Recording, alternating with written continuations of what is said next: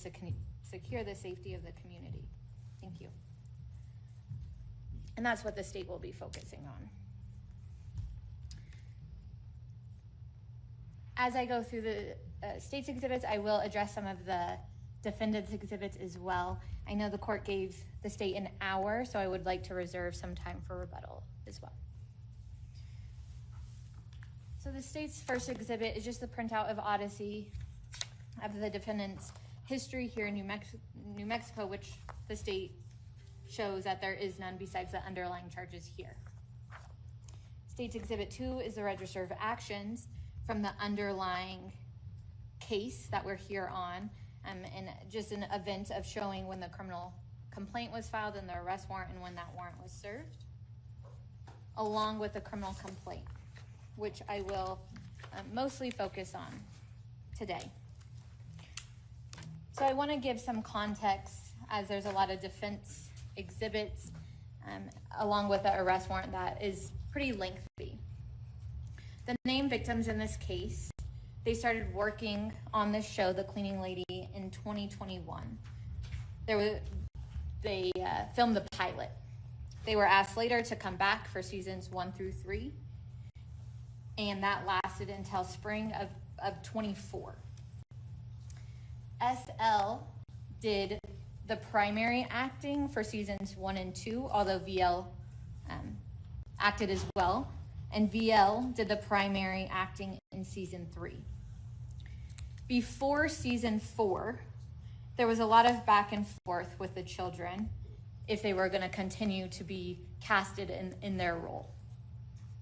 After the 3 seasons, the boys were asked to audition, which is something they didn't have to do through seasons 1, 2, and 3.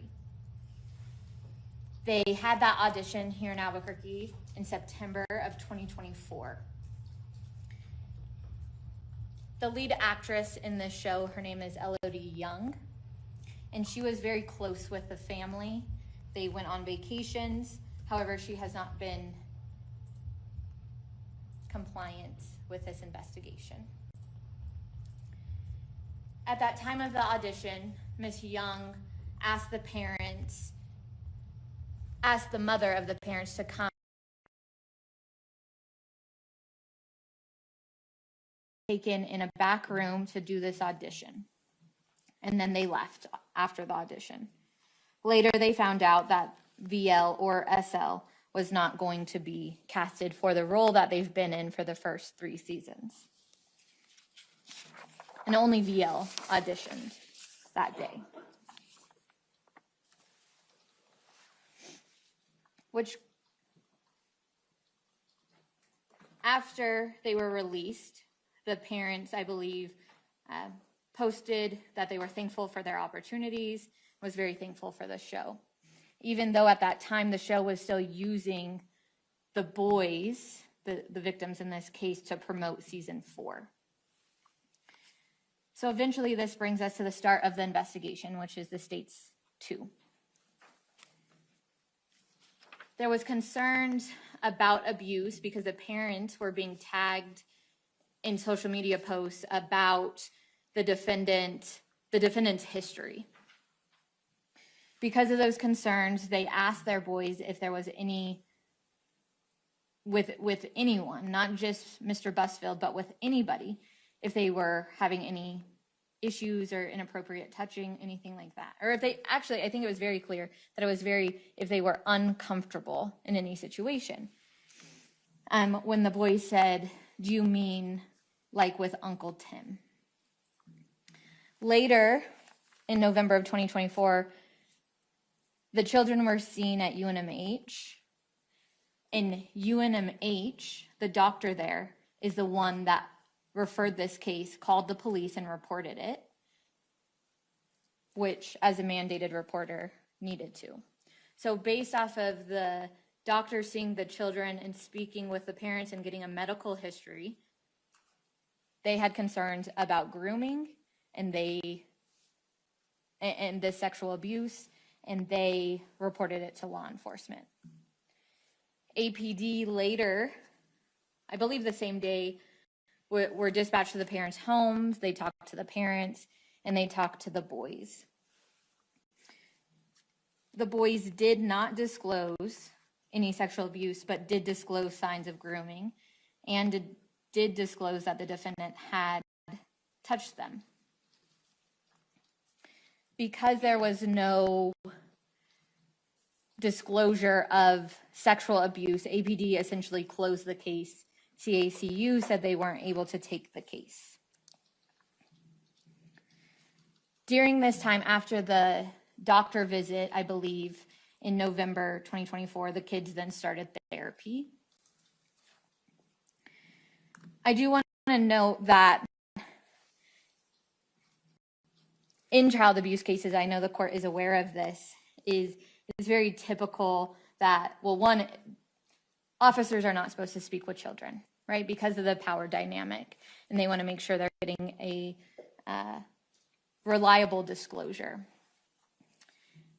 So it's not uncommon that the kids did not disclose at that time or were ready to disclose at that time to a police officer that showed up at their house. Also, it's not best practices when interviewing a child according to our MDD structure by statute in New Mexico and across the country.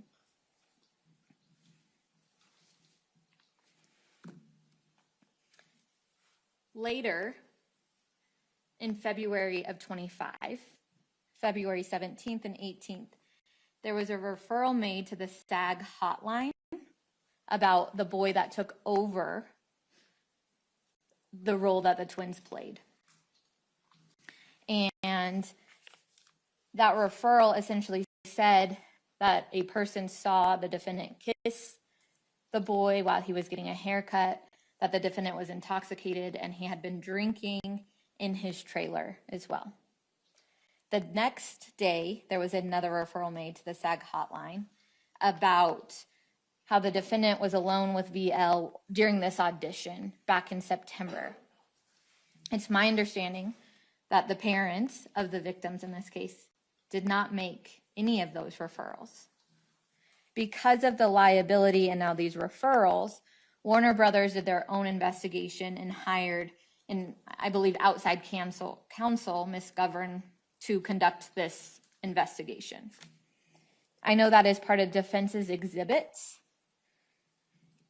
However, if you actually read those, the first one that was done in February, I believe it concluded in March, the beginning of March. I did read them. Thank you. Long weekends. They didn't interview any of the necessary witnesses to what was actually reported, which I think shows you the reliability of the investigation as well. After that investigation was concluded and there was a report, it's my understanding that Warner Brothers or this outside counsel was calling the parents of the twin boys.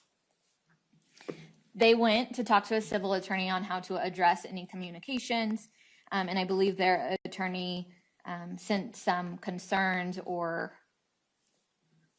a letter, I'm not too sure exactly, but sent some information about the boys. That's the second report that, as you see, is not done till September of 2025. In that report, there are concerns of sexual abuse, and nobody, the independent attorney nor Warner Brothers, ever reported this abuse. As we know in New Mexico, it's mandated that everybody, not just teachers, doctors, are mandated reporters, but everybody is. And so it is concerning that an investigator who is still investigating, even though they didn't talk to the kids or anyone relevant to that information, they still didn't report any abuse despite this letter.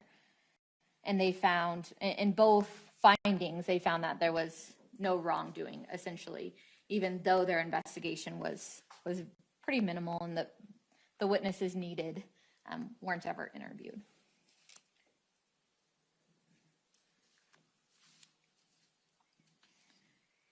Which now brings us, because that report was done in September of 2025, which now brings us to how the boys then disclose the sexual abuse against the defendant.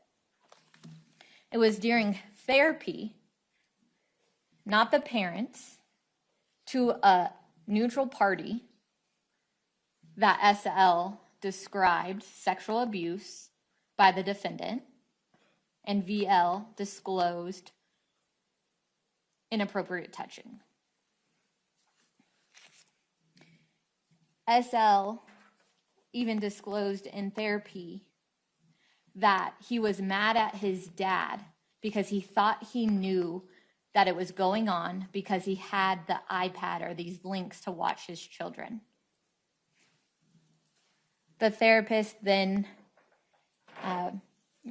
made a referral. I believe that then a doctor saw the kids at Journey Pediatrics.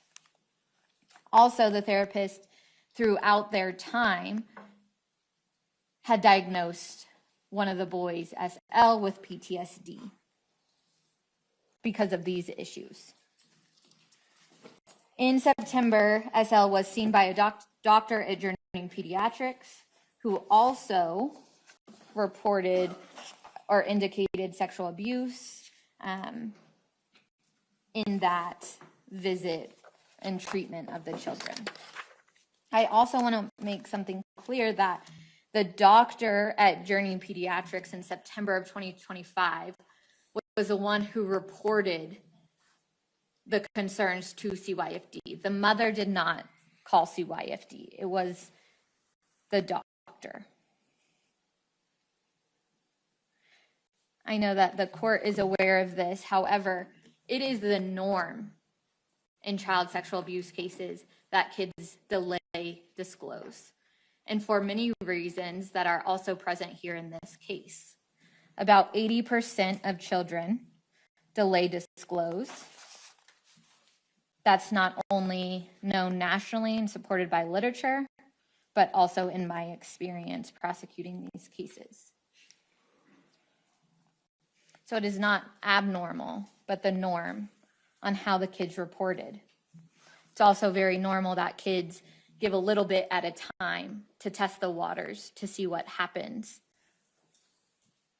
As reported in their forensic interview, they talked about being scared.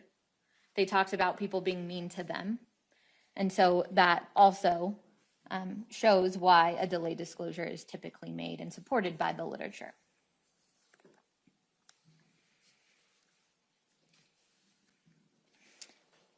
In October of 2025, October 31st of 2025, after this investigation started again with the detective on this case,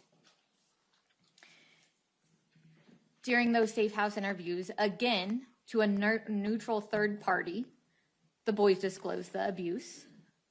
I also want to make this clear that the boys never said that the abuse happened when they were alone with the defendant. They actually indicated that some people were around and some people would leave. They never said that this happened when they were alone with him. So these arguments coming from defense and the exhibits provided don't add up with the testimony and with the kids' disclosures that they have given. The boys also disclosed how it made them feel and how uncomfortable they were. What's also noticeable is that when SL discloses the timeline of abuse, it matches up with the other witnesses, including his set teacher, the person that supervised him while on set, changed, that his behavior changed, that he didn't want to act anymore. He didn't want to be around anymore. So this isn't just coming from the child, but this is also coming from witnesses. His behavior corroborates what he is saying as well.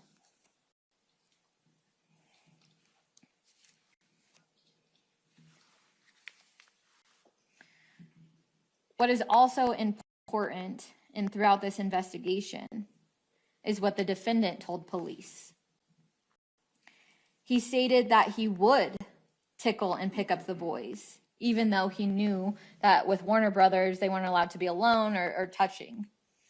But then later, he contradicts himself and says that he doesn't really even remember the boys. after he's already said he did tickle the boys, and it's highly likely that he did touch them, not sexually, but touch them by tickling them in all of the other grooming aspects that the kids disclosed. So his own statement contradicts the letters really provided on defense's behalf. Something notable also is the defendant says that the victim's father very much encouraged the behavior to hug Mr. Busfield, and he felt uncomfortable, but he never told the dad to stop, that it's not, that we don't hug children, that we don't touch children. He never told that. He never said that.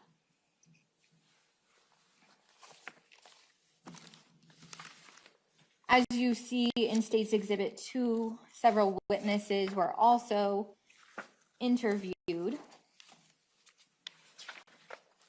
Lauren Trujillo and Taylor Trujillo, that also discussed that the kids weren't always supervised. And even the set teacher, Lee Lewin, she also said that she was in the main room where there wasn't cameras, but that she confirmed the iPads and confirmed there was a lot of people around, but that people lose track. There's a lot going on in these sets.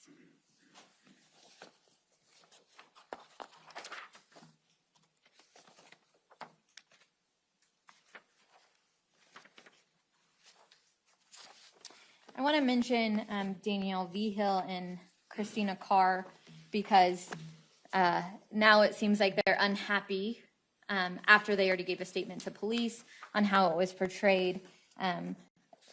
The court knows that not everything in every interview is word for word in documentation. What is relevant to the allegations is what is usually in a criminal complaint arrest warrant. Especially this warrant was already quite lengthy. However, there is concerns that people have now got to those witnesses since speaking with police, and now they're writing affidavits on behalf of the defendant, suggesting that what they said wasn't true. So as for the dangerousness prong,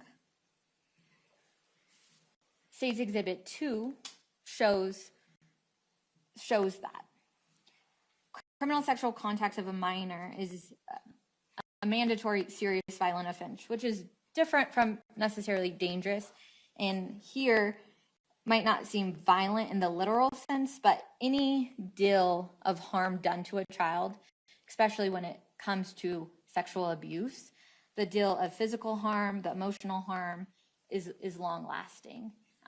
And that behavior when grooming children, engaging in grooming and engaging in sexual abuse is inherently dangerous.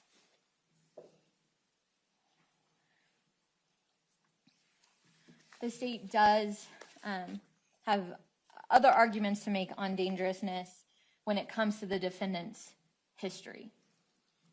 And I want to make clear that nowhere in the case law and nowhere in 5409 or the F6 factors say that the defendant's history has to be charged criminal conduct. In fact, it can be unknown conduct at the time and what's presented to the court, which is laid out also in State's Exhibit 2 about prior allegations, and in State's Exhibit 3, 4, 5, and 6 of other victims and the victims that we already knew, have reported previously, have come forward and gave a statement as well. So the first allegation, a 17-year-old disclosed that the defendant had sexually assaulted her, tried to serve her alcohol, and groped her.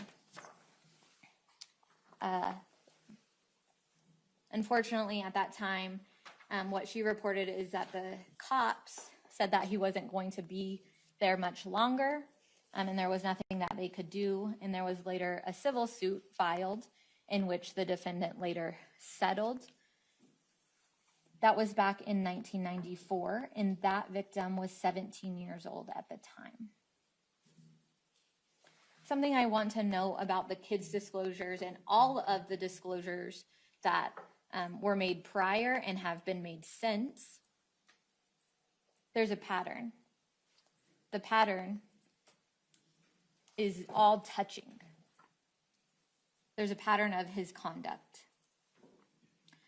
Also, the boys' disclosures in this case, they were detailed, they were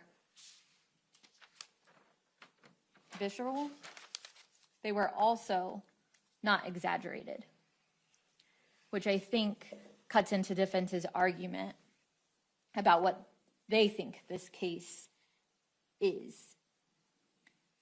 I say that because I think it is important when we're filing PDMs on these types of cases. If defense wants this court to believe that this is all about money, wouldn't it be easier for a child and all of these previous victims to disclose more than criminal sexual contact? It's shocking that all of the victims that have reported all report a similar pattern from the defendant, and they're not exaggerated, which makes the evidence in their disclosures credible. The second allegation occurred in March of 2012. It's my understanding that, and I believe this victim has called law enforcement as well, but essentially he had, Is this one of your exhibits? Yes, it's in Stage 2. Oh, Just, Stage yeah, 2. Okay. the last page of the arrest warrant, Your Honor, or the second to last page. In March of 2012, a 28-year-old accused Busfield of touching her inappropriately in a movie theater. She reported to police, and the prosecutors felt like there was not enough evidence to move forward, and he said it was consensual. Again, that pattern of touching, of criminal sexual contact, is important for the pattern of the defendant, especially when it comes to the F6 factors, which I will get to.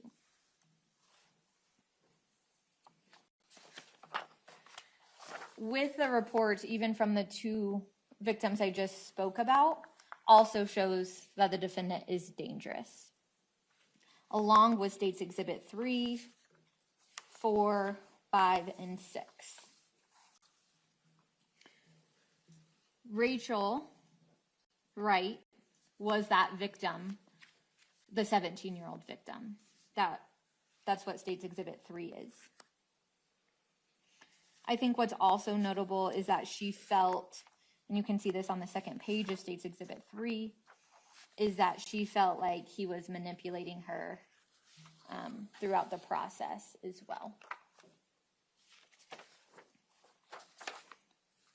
State's Exhibit 4, these victims reported soon after, but this had happened a long time ago. The victim in this case, and I believe this has been reported to APD, but I think has been reported to Sacramento PD as well. That victim was 16 years old at the time.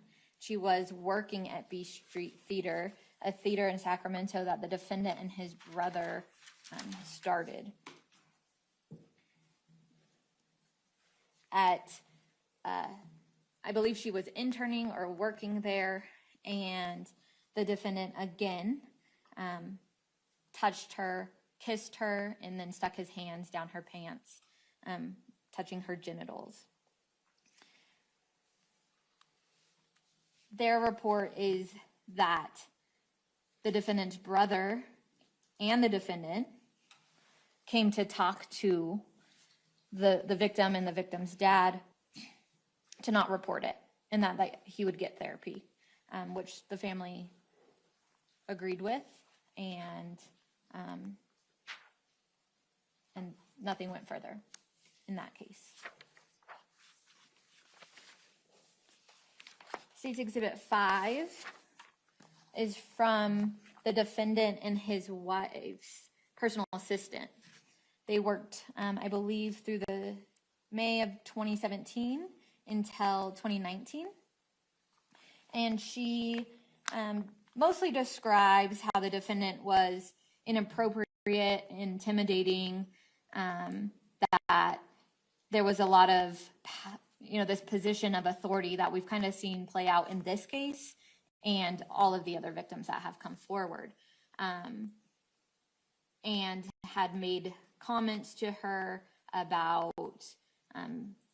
the way she acted and that he might have a crush on her if she continues that behavior. So there was concerns of inappropriate conduct with her as well. State 6, Claudia Christian, who is an actress, she has reported that when they were filming The Strays, the defendant and her, she was already casted as an actress, and during the show, they were running lines, which was common, and they went to his trailer. She stated that once she got there, he was alone, and almost immediately after she entered his trailer, he forcibly grabbed her and threw her against the wall, and started kissing her, and he had an erection. And she ended up running out and telling the, I believe, assistant director to keep her away from Mr. Busfield. Which those allegations also go to the defendant's dangerousness.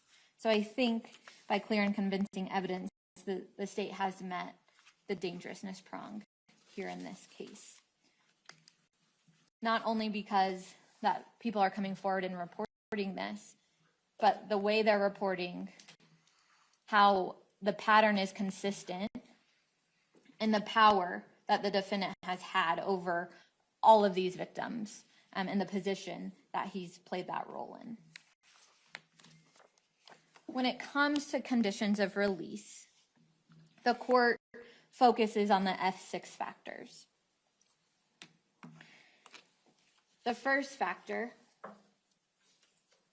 the nature and circumstances of the offense charged, and whether that offense is a crime of violence, which the state has gone through and argues that we have met that, the nature and circumstances of the offense charged, and that this is a crime of violence. The weight of evidence against defense. It's still the state's position that the evidence is strong. The boys' allegations are supported by medical findings and by their therapist. And again, their accounts were specific and not exaggerated. I want to touch on this a little bit more due to defense's filings. Defense first couple exhibits are about the victim's parents and their criminal history, essentially saying they have a motive to lie because they have a past, because they have had a conviction and had some other lawsuits. The parents aren't the victims in this case. The parents are not the ones making these allegations. The kids didn't even disclose to their parents. They disclosed to a neutral third party, two of them, their therapist and a doctor. To believe, well, first, during criminal proceedings, there is no money attached. They don't get money at the end of this process. For a victim to go through this is not an easy process at all. defense makes allegations about how much the kids were acting, which is, they're quite a bit off, but yes, they were making money for working. And what makes more sense is because they weren't with Mr. Busfield anymore, is to continue to get acting jobs if they were about money. Not to come through the criminal justice system, because it's not guaranteed. Neither is a civil case, and there's no civil case that has been filed by the parents at this time. I think that argument doesn't make a whole lot of sense when looking at the facts and what we're here on today. We're here about what the kids are disclosing, what the crime charged is, and if there's conditions that the court can set, not about the parents' history. And essentially, what they're saying is that anybody that has a criminal history can never be a victim because they're going to lie. But this isn't about the parents' history. This is about the defendant and the defendant's history and why he won't comply with conditions of release.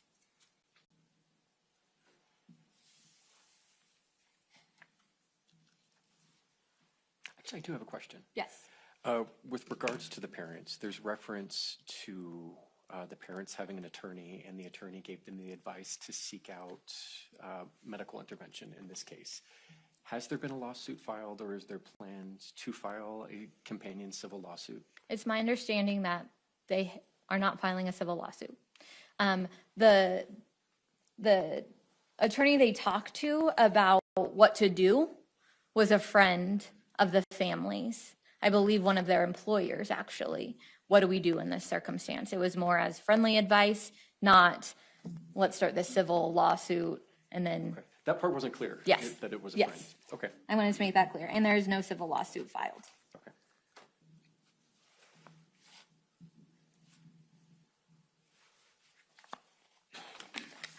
Sorry, Judge, I'm just getting back to my notes.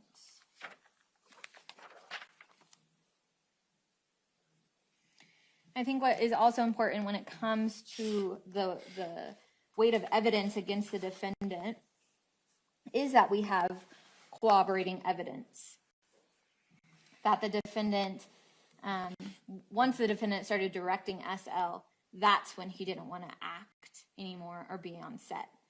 That there's been bedwetting, nightmares, that other witnesses have also seen a big shift, despite defendants' affidavits. There are still witnesses that say, no, these kids, SL particularly, had a change in behavior after Mr. Busfield started directing him. And I know I stated this, but I do want to make this clear because so many of the affidavits and so many of the letters of support say this could not happen because there were so many people around. The kids didn't say it happened when they were alone. And we see every day that sexual abuse with children can happen in front of several people. We know that from well-known cases. We know that from the Larry Nassar case, where he was physically and sexually abusing his patients in front of their parents. We know that these events and these crimes can happen in front of other people and them not recognize or see what is going on. The history and characteristic of the defendant, like I said, there's nowhere in the rule that says there has to be known criminal convictions, but a history. As I've laid out, the pattern, the reliability of how almost all of the reports of sexual abuse against the defendant are all very similar and not exaggerated. That his history spans back 30 years, back to the 1990s. And this characteristic of the defendant, the state would argue, possesses a high risk, a very high risk of offense. Because either people are going to continue to ignore it, and they're going to continue to believe that the defendant could never do anything like this. And that he would never do something like this, which I'll get to his letters in a moment.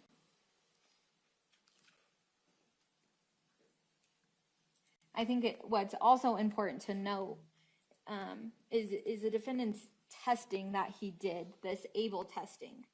When it really comes to risk assessment of offenders, which that testing really has nothing to do with risk assessment, which would be more appropriate for this hearing when the court's considering conditions of release, really has to do with if he's at risk. He's already been named in a lawsuit early on, back in the 90s, and the behavior hasn't stopped. In fact, it's continued, as we see in these reports and other allegations, and he's continued to get away with them.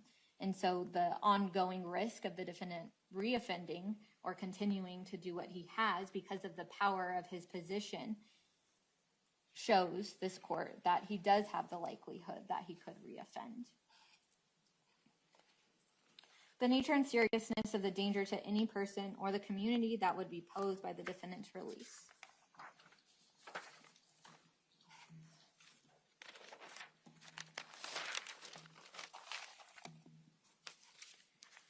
Pursuant to State v. 𝗟𝗶𝘃𝗲, I have the case if the court wants it, but I'm sure the court is familiar with it. The court must determine if the risk of releasing the defendant is one the court is willing to take in light of everything presented. This comes down to a simple question: is the court confident it can set any conditions of release that, if violated, will be reported or can be monitored? And the answer here is no. When it comes to this type of case, these types of charges, child sexual abuse, there's no way the court can set conditions to make sure the defendant won't be around children, won't continue to engage in this behavior, continue to have witnesses provide new affidavits in lieu of what they've already told police, and a lot of other concerns, even a flight risk as well, and his compliance. I want to note the defendant's 87 letters of support. I think this is important when the court is considering conditions of release. Because how is a court knowing that there's, at the very least, 87 people supporting the defendant, and in these letters, all saying, I knew he would never do this, he could never do this, and he would comply with conditions, and I would allow my own children to be with him? How can the court set conditions knowing that all of these people blindly trust the defendant's word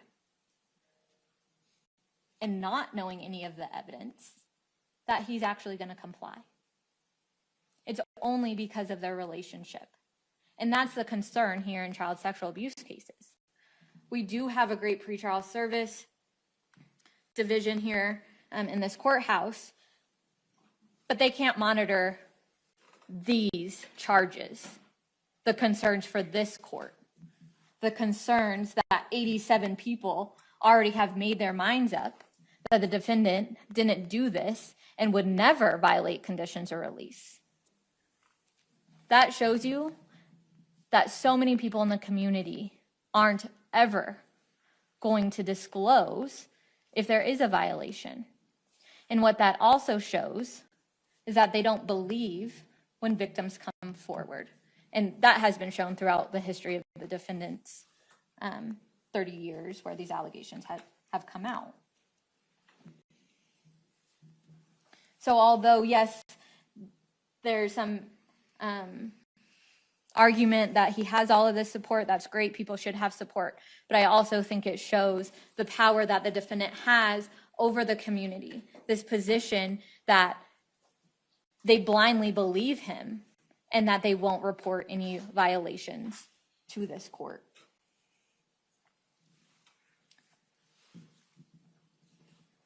I wrote this in my motion that also when it comes to conditions of release, the defendant was notified about his warrant, or at least we knew he was notified because his attorney called our office on the 9th. That warrant was issued for his arrest on January 9th. Mr. Dodd called Miss Lyon asking her to cancel the warrant and that they wanted to avoid the extradition process so he could get here sooner and deal with what's in front of him. Miss Lyon told Mr. Dodd, we are not canceling the warrant, despite the email that they provided to this court saying we never responded. We had already responded prior to that email, that we weren't canceling the warrant and he can get here however he can. What's important when it comes to conditions of release is how he acted during these 5 days before he turned himself in. The state isn't concerned about the statement he made. What the state is concerned about is that, again, the defendant is using his control in deciding when he wants to comply with an order. That order did not say, sure, turn yourself in 5 days. That order was for him to be arrested and him to come deal with these charges. Instead, he drove 2,000 miles, as he stated in his statement to TMZ. He got a polygraph. I believe, at least from the report, it said it was done on the 16th, the same day he turned himself in, and that he did this ABLE testing, which I believe was the day prior. I'm not saying that defendants don't have a right to fight their case. They do, and they very much should. But what that shows, that behavior, that conduct, that shows this court, is that the defendant is only going to comply when he wants to, when he's ready to, when it's most comfortable for him. That's what the defendant has already showed this court. Not that he's going to comply immediately with these conditions that the court could set. Further, this court cannot they cannot have pretrial do house calls. They cannot confirm that he is not around children. GPS is not going to tell this court if he is around children or talking to witnesses or anything that the underlying facts of this case is the concern of. This is not a drug case where pretrial services can test them to make sure they're still not using substances. What pretrial services can do is nothing that satisfies the safety of the community.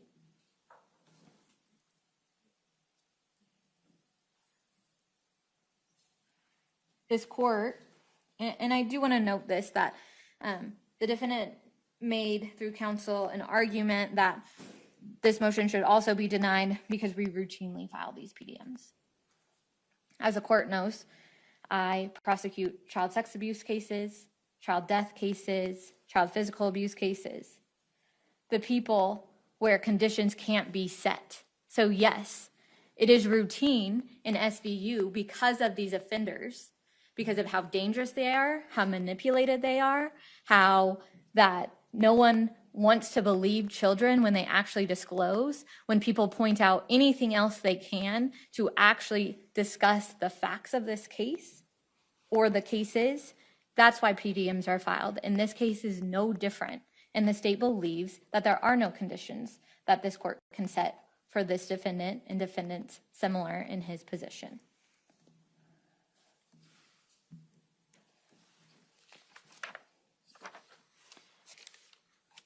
I think I've addressed F6E, the factors to indicate if he may or may not commit new crimes.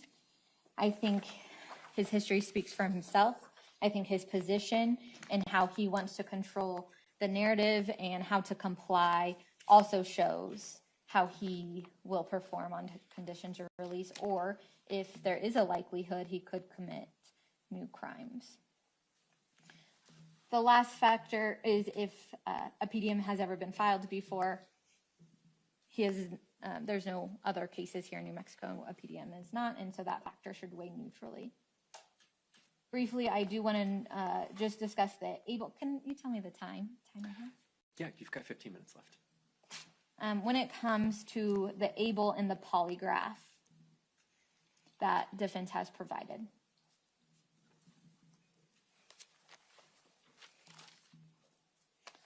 Polygraphs, although allowed here in New Mexico, I would ask the court give less weight to, because we don't have raw data. Defendant didn't provide us with that. And the polygraph does not address what this hearing is about. Those questions had nothing to do with if he was going to apply with conditions of release. And a PDM hearing isn't really for a mini trial to decide the truth about what happened in this case. So I would ask that the court give limited weight to the polygraph and also how that was conducted and when and what that really shows about conditions of release. When it comes to the ABLE testing that was also done before he turned himself in, really this is to show, it does not show anything about their risk. It shows if they are sexually interested in a certain type. And essentially, they're looking at a computer screen of photos. It's very subjective. It depends on the questionnaire that was presented before, which the state does not have. And it's also, there's a lot of debate about the reliability of the ABLE testing. And again, it doesn't address any conditions of release. Here in this case, it's really a risk factor to sex offenders. And if he's claiming he's not a sex offender, I'm unsure why an ABLE testing has anything to do with this, even to show that he is not attracted to minors.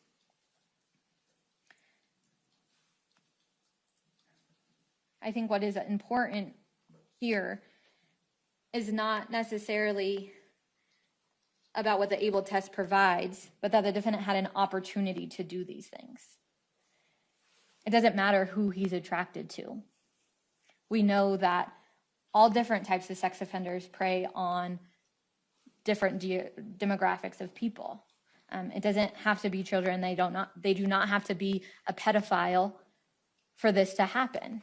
It's the opportunity that the defendant had and has had over these last 30 years and with the time that he had with these victims in this case.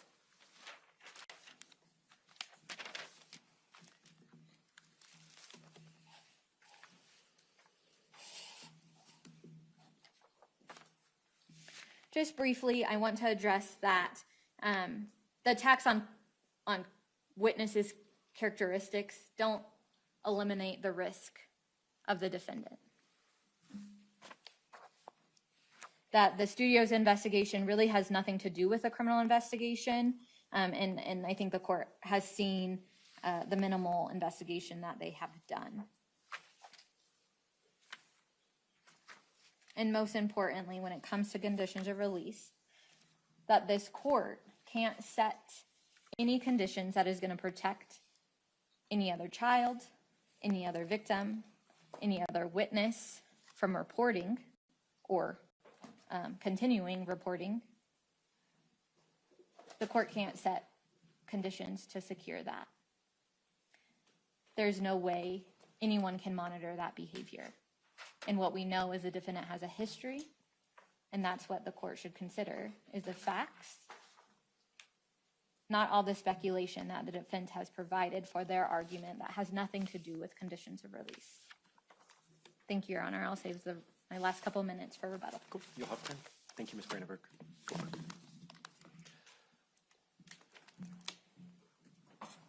Okay, Mr. Dodd.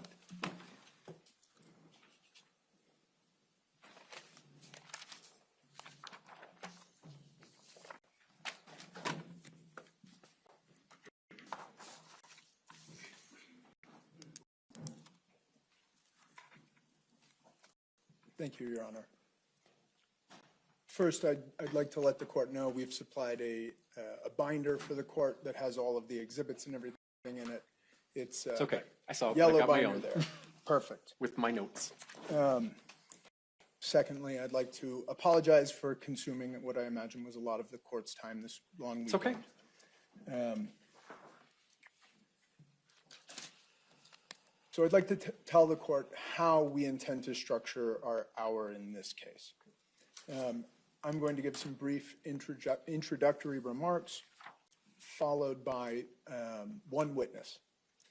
And then Ms. Fairberg will take over for argumentation. I would ask at this time that the court accept defendants' exhibits A through BB. Yep, they're all admitted. As reliable. Thank you.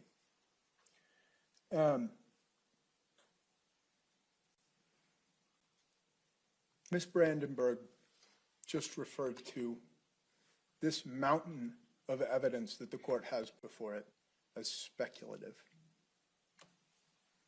This is not speculative. What the court has before it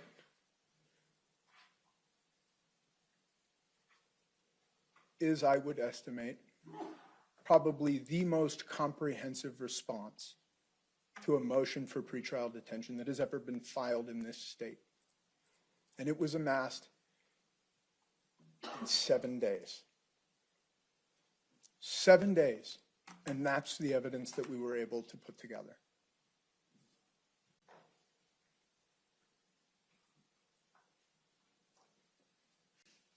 Every aspect of the state's case is flawed. Every aspect of the state's case is questionable.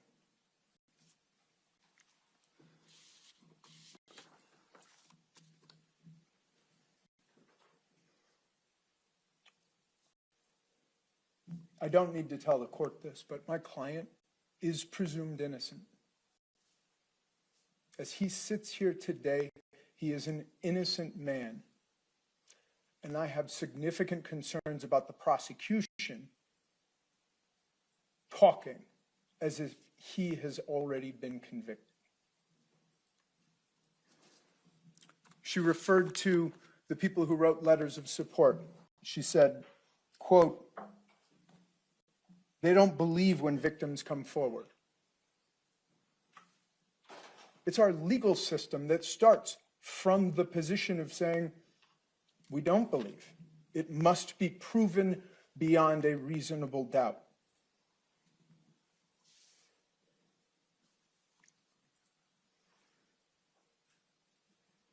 The question before the court today is the court going to hold Mr. Busfield in custody pending the trial in this matter, if we ever get that far? There has not yet been an indictment. We have not received a target notice. Oh, it's going to grand jury, right? Yes, Your Honor. Yeah, okay. We have not received a target notice. Do you guys have a date for that yet? I do, but if the court wants it, I'd ask for it to be in private to Okay. to comply. Okay.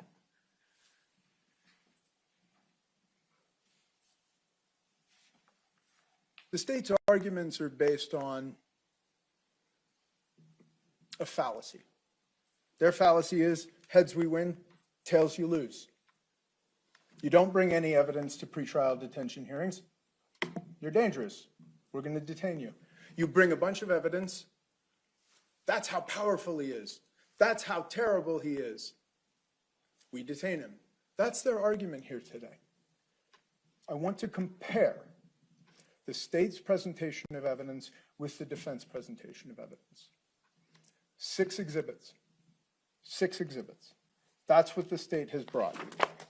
They've brought Odyssey printouts, and then really the meat of their case is a criminal complaint and several police reports, all authored by the same person, Detective Brown, the person who was in charge of this investigation. And as we make clear in our papers, there are significant concerns about what Mr. Brown, or Detective Brown, includes in his reports and doesn't include.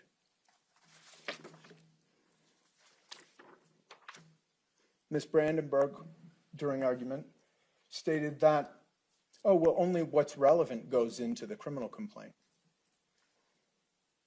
And Ms. Feyerberg is going to play this for the court later, but when the children were first talked to by the police in this case. The 2 audio clips? Correct. Thank you for sending those. I did listen to those. Great. As the court is well aware then, it wasn't simply that the children did not disclose sexual abuse. They flat out denied it. They said, no, it didn't happen. The fact is that the criminal complaint in this case is slanted. It is slanted to bolster the state's case and omit exculpatory evidence.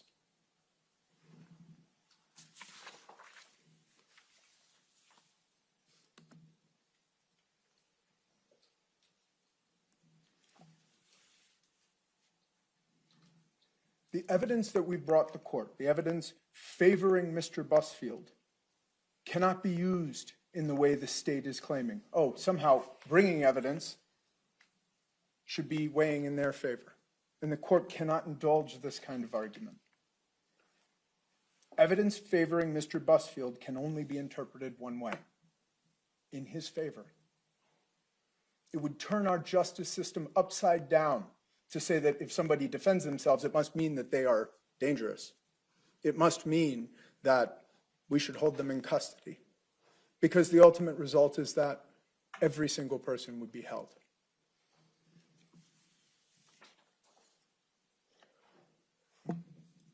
The last thing that I want to talk about in my opening is this self-surrender process. Ms. Brandenburg said that it was 5 days. It was 3.5 days, Friday evening to Tuesday morning. All actions that Mr. Busfield took during that time were at my direction to mount a defense. I tried to negotiate with the district attorney's office. I told them, he's coming here. He'll come here. We do not need to go through a month or 2 month long extradition process. He'll be here. And they told me, you can do whatever you want. We're not going to do a thing. So I brought him here. He drove 2,000 miles in 2 days. 2 days. And then we spent one afternoon doing a psychosexual risk assessment and one morning doing a polygraph. And then we self-surrendered at MDC. I think that shows how seriously Mr. Busfield takes this case. It shows he is ready to fight this case, and he is going to fight this case, and he is going to do it with respect for the law. An arrest warrant is not an order to a defendant. An arrest warrant is an order to the police. But my client, knowing that the police were ordered to arrest him, wanted to confront these allegations. So, Your Honor, at this point, I'm going to call our first witness, our only witness. And then Ms. Feyerberg will make an argument. And so at this time, the defense calls 𝗟𝗶𝘃𝗲.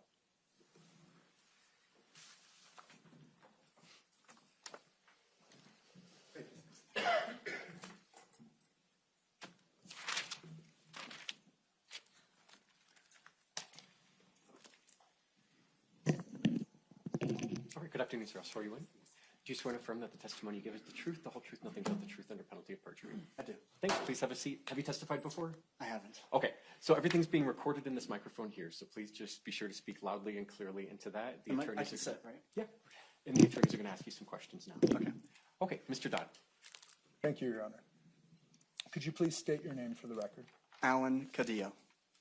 And Mr. Cardillo, what do you do for a living? I'm a director of photography on movies and television shows. What is a director of photography? Director of photography supervises all the photography for a project, hires crew, and in television shows, guides guest directors through the process of that particular show.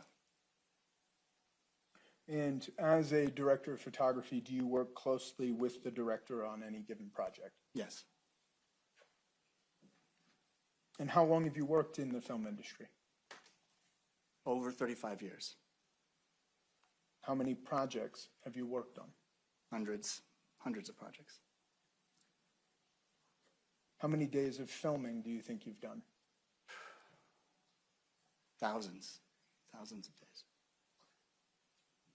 And are you a member of any unions? I am. I'm a member of the International Cinematographers Guild, Local 600, and of the Directors Guild of America, DGA. And have you worked on any projects that I might have heard of? Yeah. Probably the biggest project I worked on was The Hangover. I was one of the directors of photography on The Hangover. Okay. And Hangover 2.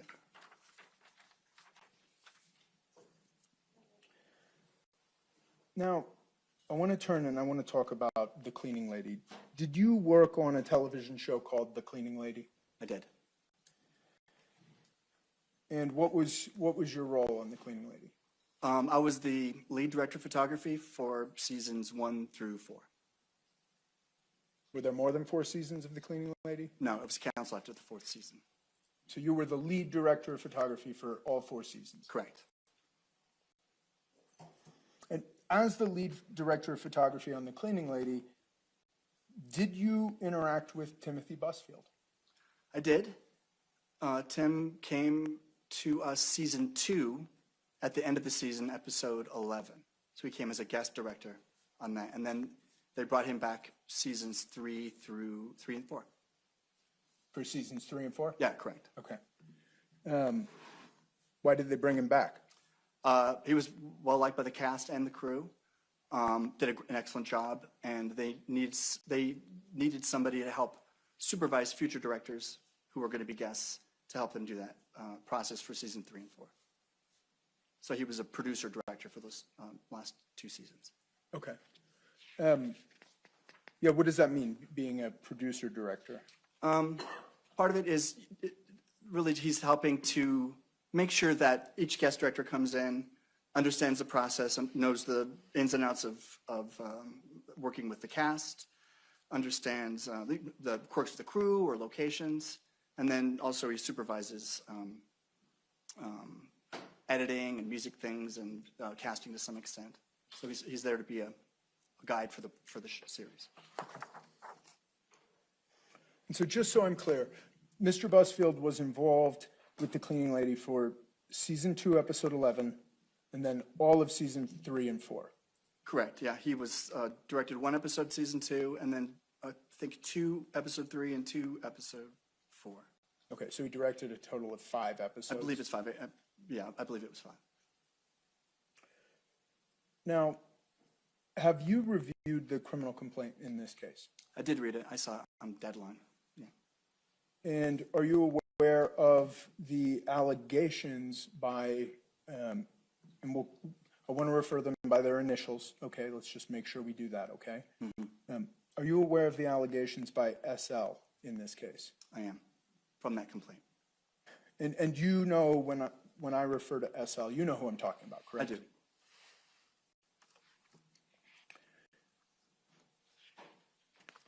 And based on your review of the criminal complaint, what is your understanding of the nature of the allegations in this case? I'm sorry, I don't. What understanding of the nature, like what happened? What does he say happened? Oh, he said that Tim touched him inappropriately on set. Okay. And was that during filming? Do you know? It seemed to me from the complaint he was saying it was on set while we were filming. He had said, I think I remember reading, he said something like, when he cut, he would come in and that's when he would do it. Okay. Now, as the director of photography, did you work on every episode that Mr. Busfield directed? I did. Did you work closely with him on each of those episodes? Yeah, absolutely. I work very closely with all of the directors, and that first episode he was a guest, so It was one of my jobs as we've been there for 2 years, is to make sure he understands our process, gets to know the cast and crew, sets and things like that. So we worked very, very closely. I never left his side. Okay. So is it possible that Mr. Busfield inappropriately touched SL on the set of The Cleaning Lady? No. Why not? Film sets may seem chaotic if you're an outsider, but everything we do is incredibly regimented. We're all a group of professionals who all know what they need to do, a lot of times without being told. And at any given time, if the child was on set, there was at minimum of 10 people there on the set with them. It's just how it works. There's 2 cameras, 2 camera operators, 2 focus pullers, 2 boom guys, a prop person, a hair and makeup person, the studio person would usually be there, the first assistant director, 2 dolly grips. And that's for every take, for every shot, always, especially with the children, because we had such a limited amount of time with the children. If they were on the set, we would bring them on and start rolling, because once the rules are such, if we go over, that's it, we're done, and we have to not shoot the scene and go over and spend a ton of money. So every second of their time was regimented. We often wouldn't even rehearse with the children, especially with these young guys. They weren't the best actors. They were perfect look for the show, but they weren't the best performers. So we would rehearse with the stand-in, which was an adult, and then we would just bring them in and have them do the part. So they a lot of times they wouldn't even be there for rehearsals.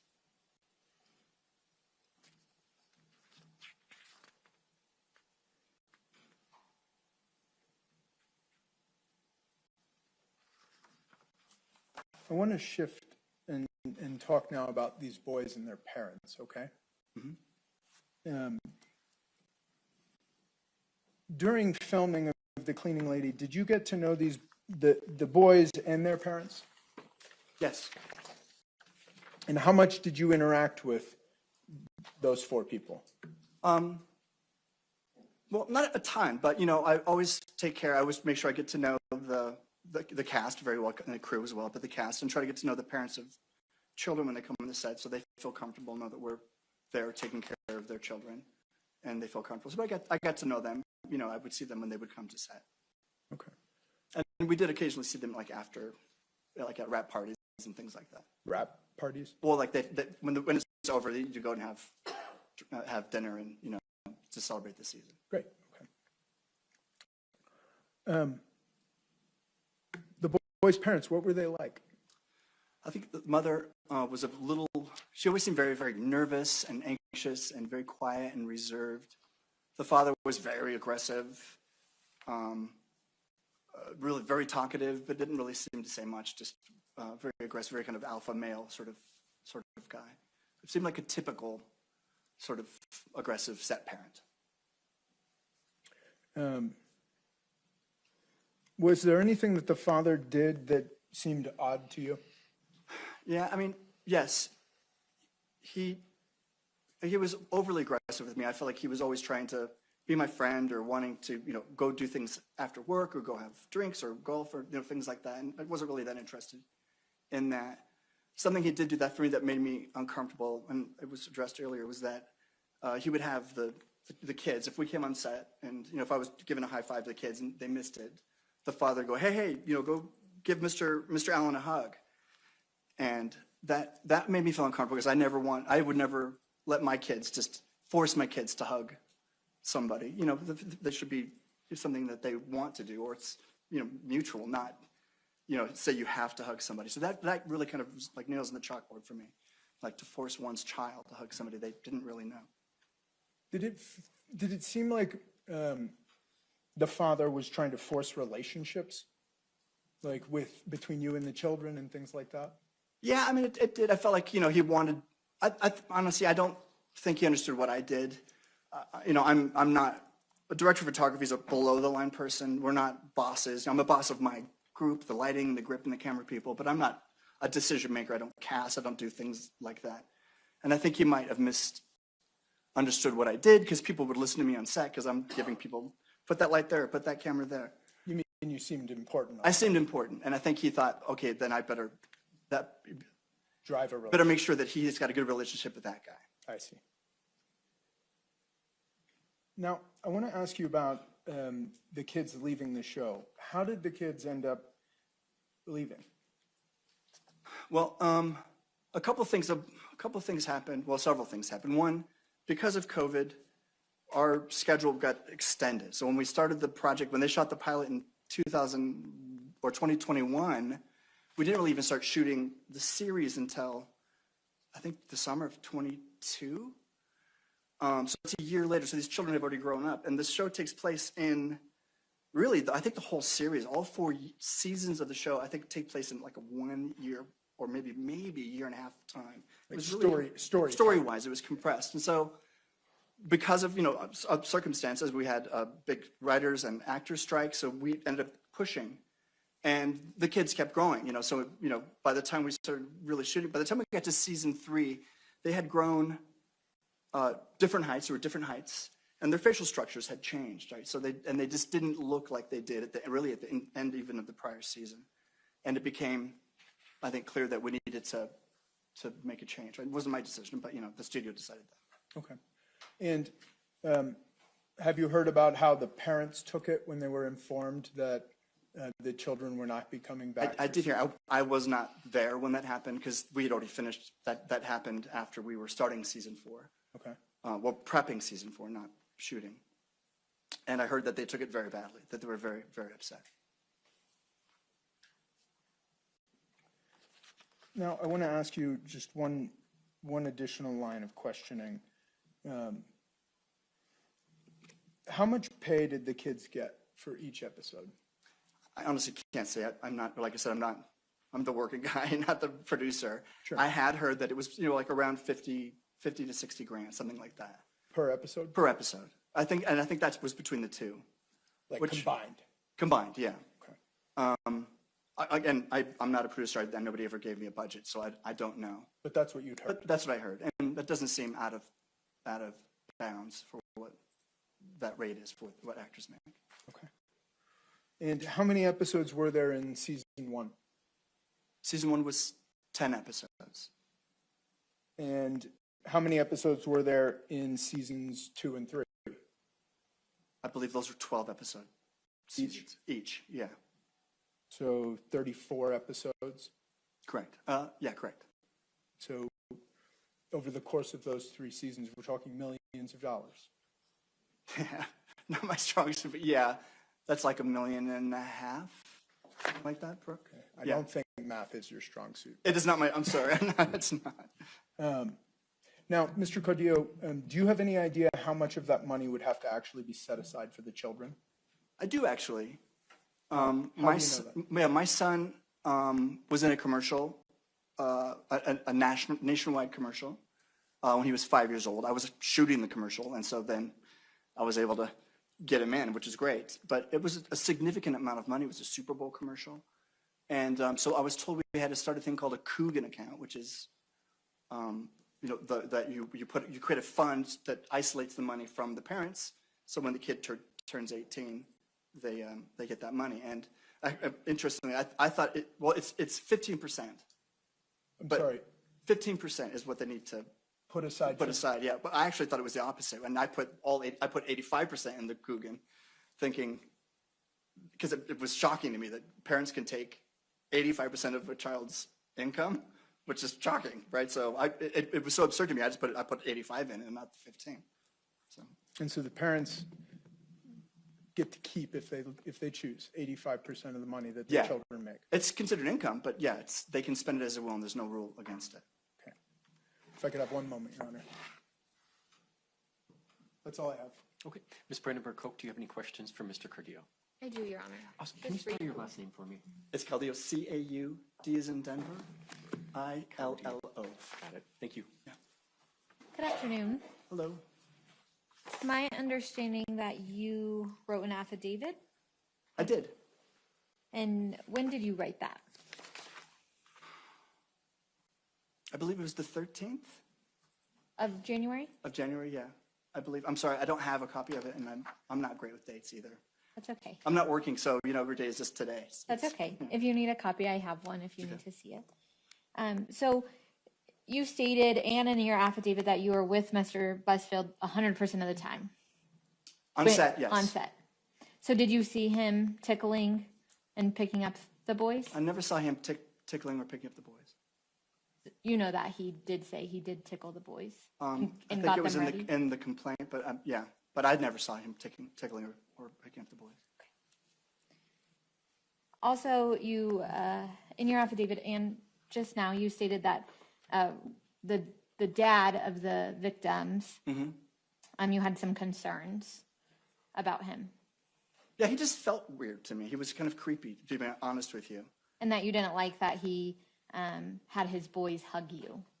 He had his boys hug everybody. And so I just thought that, again, that this is just my personal belief about how I raise my children, which is that I wouldn't force my children to do something. Okay. That could be, you know, it's just weird, so. So did you continue to hug the boys when they came in? I actually rarely hug the boys. I would always I would do a high five or, you know, just do like as simple as I could. Again, he's a parent. He gets to choose how he raises his children. I am uncomfortable with that. Did you tell him that you had concerns saying, you know, I don't want to hug your boys? Again, he's their parent, and I trust that he's doing what he feels like is the best he could do. I have concern with that. Right, but for you, since you didn't want them hugging you, you never told their father. No, I didn't say I didn't want them hugging me. I just said I'm concerned that a parent would force a child to hug a stranger, like that. The child would say, "Hey, go hug that person."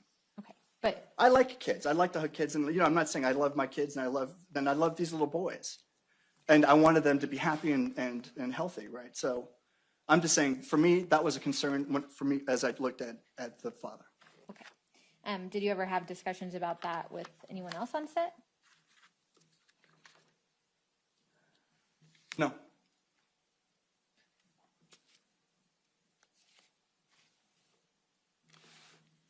When did you read the criminal complaint? Whenever it came out on deadline, to be honest, it came out on deadline, and I downloaded it and read it. And who contacted you to write this affidavit?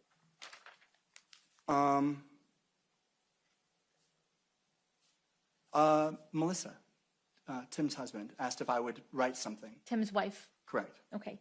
And did you send that to Mr. Dodd's firm? Yes, they contacted me and asked if I would do it, and I said yes. So I wrote it and sent. Actually, I think I sent it to Melissa. Okay. And then she forwarded it to. And you are aware at that time when you wrote this that the defendant did admit to tickling the boys on set?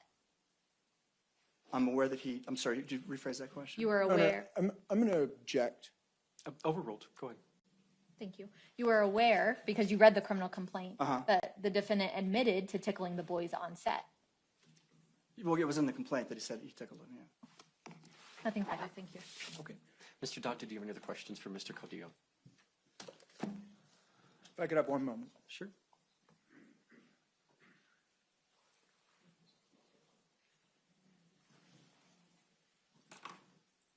Your Honor, I don't have any further questions for Mr. 𝗟𝗃𝗲. Thank you. You can go ahead All and right. take your seat. All right. And you want to switch over to Ms. Fairberg? Your Honor, at this time, I'm going to hand it off to my partner, Ms. Fairberg, to make argument. Thank you. I come with a lot of gear, Your Honor. I see that.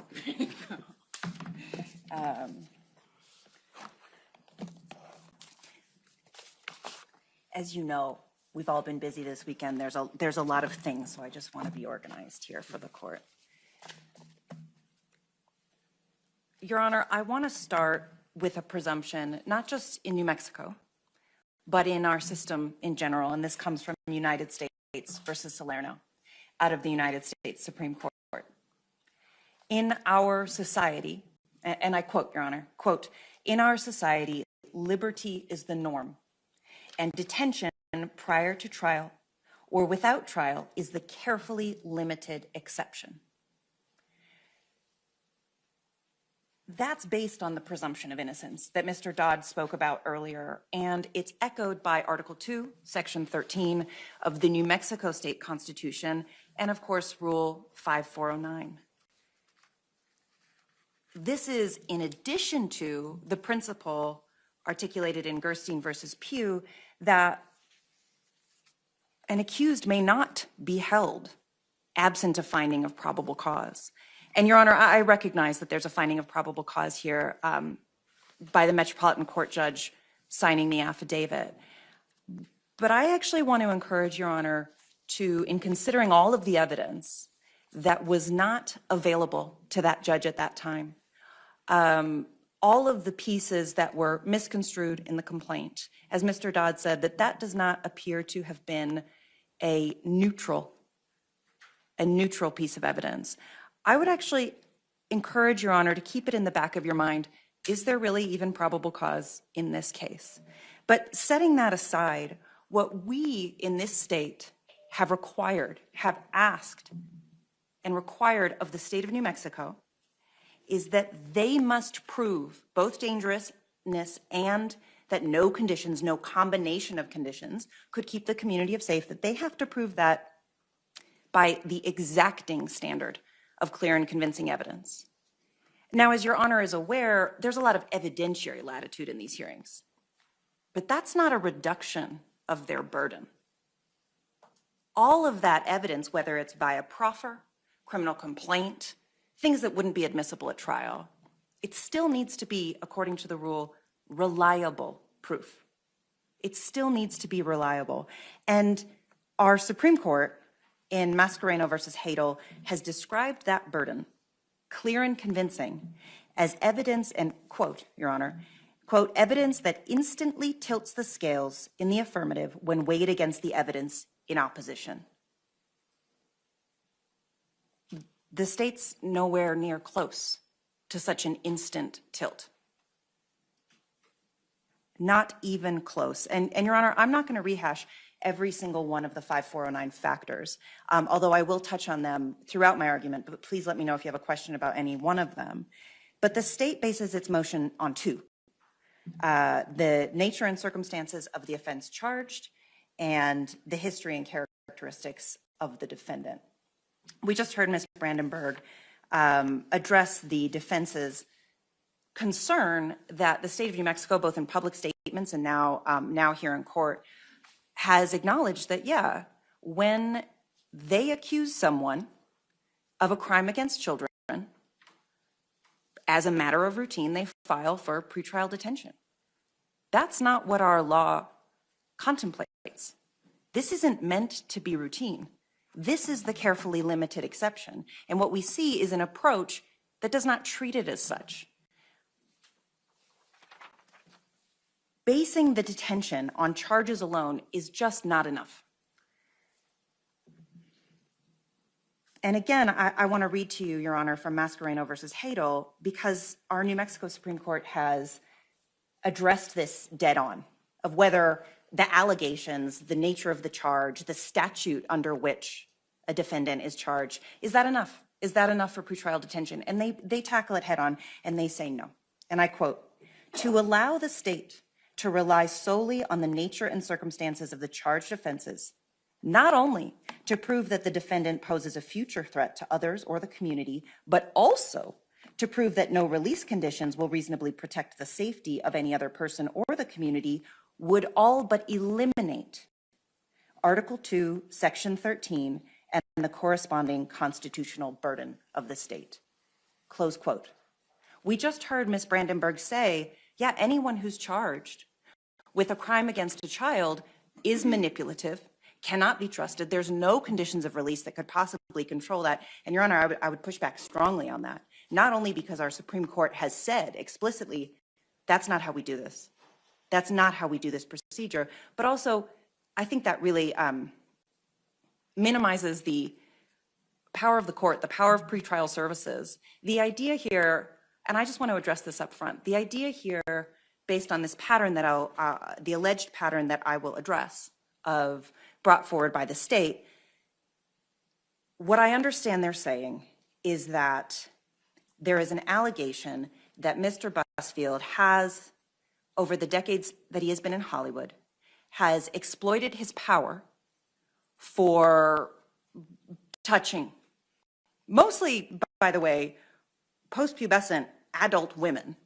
So again, I think there's a disconnect here that undermines the allegations in this case, but that there is a pattern of doing that, exploiting his power. I think we need to acknowledge the reality of the world that we live in, that that power is gone. The state has canceled Mr. Busfield. His talent agency has dropped him. He's been edited out of a recent rom-com, a project that was just about to be released, not. He has no power. He is persona non grata, and that's not because he did anything wrong. As Mr. Dodd has very well said, he's presumed innocent.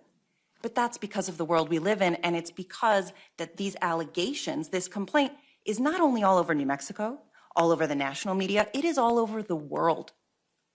It's too late. That bell can't be unrung. The idea that he could then go out and be dangerous with a child in the world where everybody knows who he is absurd. That's absurd. Or that he could exploit power. He's not getting anybody any roles. He's not advancing anybody's career. And I think what this shows, Your Honor, is that the state is not acknowledging the individualized circumstances of the defendant, not acknowledging the reality, because what they're doing is they're proceeding as a matter of routine. So I just wanted to get that out there in the open. But now, Your Honor, I want to spend a little bit of time talking about these exhibits that the state has characterized as largely irrelevant, which I frankly find incredible. This evidence was compiled, as Mr. Dodd said, not by the state, not through some nefarious means by the defendant who's been in custody, but through a legal team, and mostly through people reaching out to us. Because again, this has been all over the global media. This is no secret. I don't know why this evidence is not portrayed in the criminal complaint. I don't know why this evidence has not been considered by the state of New Mexico. I'm frankly surprised, given the weight of this evidence. I'm going to say it outright, Your Honor. There is not a universe in which the state has the evidence, and we've received their discovery. We received it on Friday, as you know. There's not a universe that they could prove this case beyond a reasonable doubt. It's impossible. So the fact that we're here, again, I feel like we're in an incredible situation right now. So what this evidence shows is, one, the state's witnesses aren't credible. And although Ms. Brandenburg-Koch said that that's not relevant to the detention inquiry, yes, it is. Of course it is. Because, again, Your Honor has to base your decision on reliable proof. Well, if the allegations aren't credible, if the witnesses aren't credible, it's not reliable. The other thing that this pile of evidence shows is that the complaint itself isn't credible, meaning the actual four corners of the complaint. There are so many omissions, so many independent people coming forward to say, I've been misrepresented in there. And again, it's not, nobody's seeking these people out. And then finally, it shows that the allegations aren't credible. And I heard Ms. Brandenburg-Koch say a couple of times that the defense argument, the allegations aren't credible, doesn't hold water because the boys have never said that this happened alone. That's not true. That's not true. Again, this is a case that has had evolving allegations. But as we see in Defense's Exhibit I, Your Honor, the second Warner Brothers independent investigation, which directly addresses the allegations herein, but the state did not include or reference in its criminal complaint, specifically says, and I'll just go ahead, I'm going to skip forward, and I quote, Your Honor, from, again, that's Defense's Exhibit I, that the allegation was that Mr. Busfield had isolated the twins, quote, out of sight and sound, quote. That's the allegation. The fact that these allegations have evolved only makes them less credible. That actually, no, it wasn't out of sight and sound. It was where everybody could see it. It was, so I just want to put that out there now.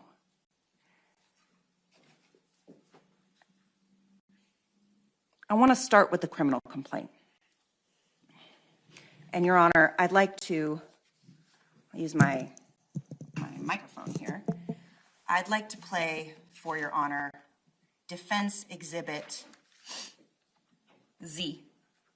This is an audio-only clip of the first interview that police had with the boys in 2024.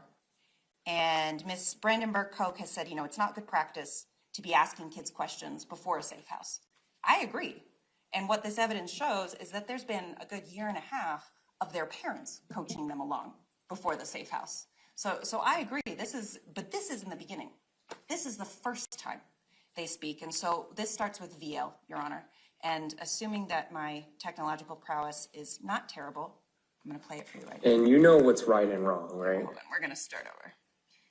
And obviously I'm not playing the whole interview, for Your Honor. And you know what's right and wrong, right? You know where people can't touch, where people can't do. Yeah, you know that, right? Does Tim ever do that? No, he's never touched me. Never touched you? Yeah.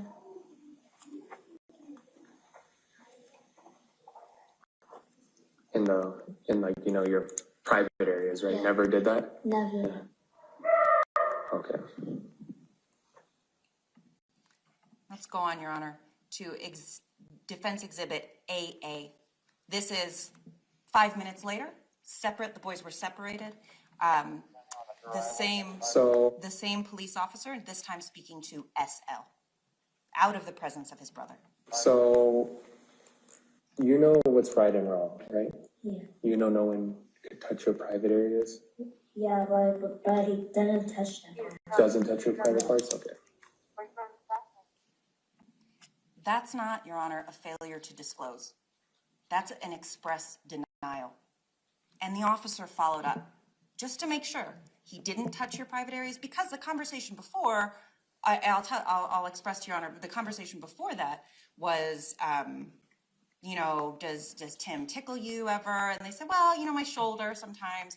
Do you like it? I kind of like it. I kind of don't like it. And then they went into the conversation about the private parts.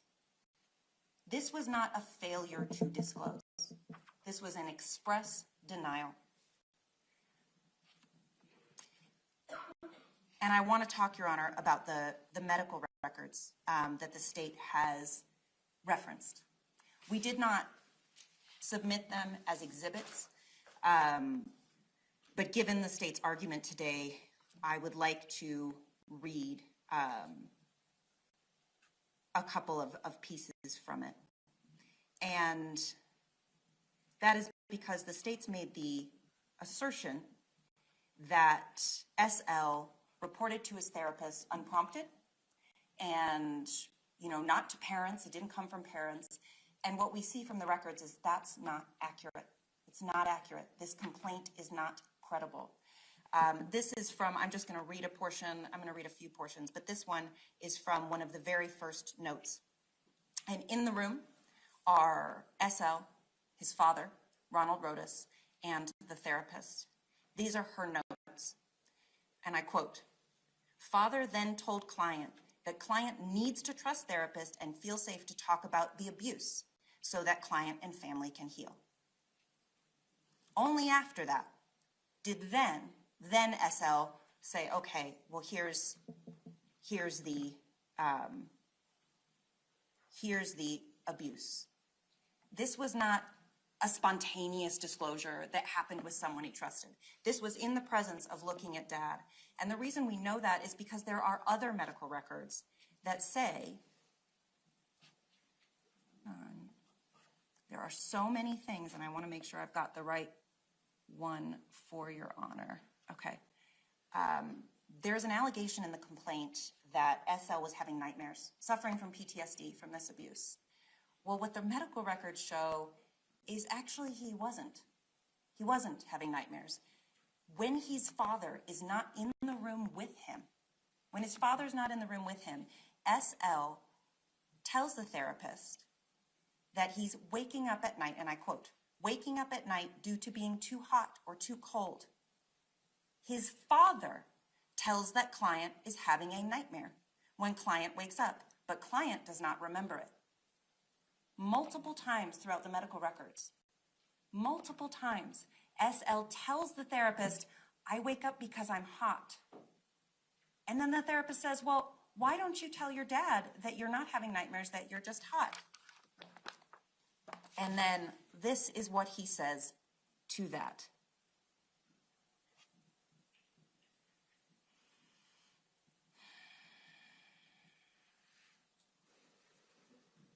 Client, quote, client feels the need to please his father and at times is scared to tell him what's going on due to fears of disappointing him.